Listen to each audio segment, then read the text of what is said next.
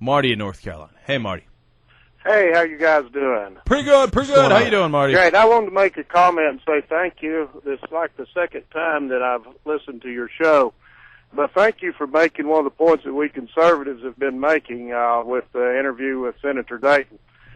You asked him, I think, at least 3 times what their alternative that the Democrats had. You said that surely, a Wesley Clark or someone like that, they had some alternatives. And he never answered your question, not one single time. All he could talk about was what was wrong, or in his view, what was wrong, that we couldn't leave now because there would be a civil war, which, by the way, there would be far more than 30,000 civilian casualties if a civil war breaks out in Iraq. So, I agree. Marty, look, I agree. He never answered the question. No, I got you, Marty. And look, I agree with a lot of what you're saying. And there's a reason why we asked him those questions. And I really, some people claim to be fair and balanced, but we actually try to be balanced here. And we don't even claim it. We just try to do it and let you guys decide. And there's a reason why we asked him those questions. And I agree with you. His answer as far as the Democratic plan was not sufficient. I wasn't happy with those answers. Neither was I. Now, I'm going to explain one thing he did. Or let's just talk right now about, and I want to pose this as a question to you, Marty. Now, he did say, though, we are in an unwinnable situation. There are no good alternatives. And I actually agree with that. And I think that's a point that I've made over and over. And he said, look, we got put in this situation. And Mark Dayton didn't vote for this situation. He got put in that situation. And I think that is very, very fair. So I want to turn it around. Accepting what you said, I want to turn it around and ask you, Marty, given that the president and the Republicans put us in this, what seems to be an unwinnable situation, why would you choose to keep going down this disastrous path, a plan that you know does not work? Well, first of all, you're changing the subject, but I'll try to answer the question as best. No. The subject is a plan for Iraq. But hang on, Marty, before you answer it, and we'll give you time to answer it. We're not changing the question. Mark Dayton said, yeah, I don't know what the alternative is. We've been put in an unwinnable situation, so there is no good alternative. I did not hear him use those terms, and I think that's exactly what happened in the past week or so. I don't think he used the term unwinnable situation. No, he said there are no good alternatives. He said there are bad alternatives. He said there are no good alternatives. Yeah, and that part may be true, but the fact of the matter is that we basically have two wars. The first war we won in a very short period of time. That was the war against Saddam Hussein. That war has been over for a long time.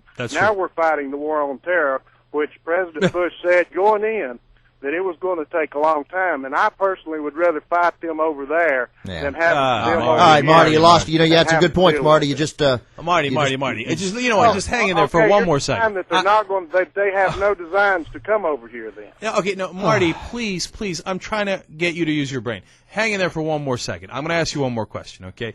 Do you understand that according to President Bush, okay, and the Republicans and everyone else, the foreign terrorists in Iraq are a tiny percentage, and most people give it at about 7% of the insurgency. That's the high number, 7%. 93% of the insurgency are Iraqis fighting for what they view to be Iraq. Those people were not going to come over to America. They had no intention of coming over to America, and we would not be otherwise fighting 93% of this insurgency. Marty, do you understand that?